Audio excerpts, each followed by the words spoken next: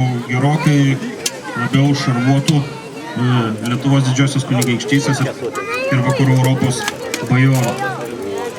Oi, tu savo, kas dabar kariaus? Tu tokiu kariaus.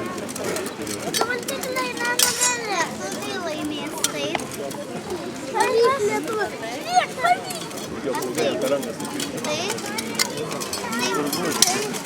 Nenori kovoti.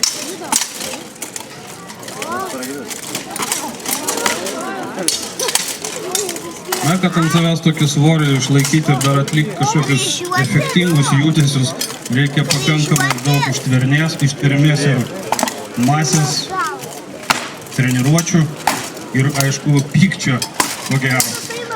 Jo labiau, kad tokiuose šalmuose matomumas iš tiesų labai nekoks. Uždari veidai oro padavimą riboja, todėl žmogus greit uždūsta. Na, žodžiu, ypač dar, kaip minėjo kolega, pašūta ant saulės. Būna, jeigu palieki šarvus ant stalo, ant saulės, jie įkaista taip, kad rankoje jos nenulaikysi. Tai gali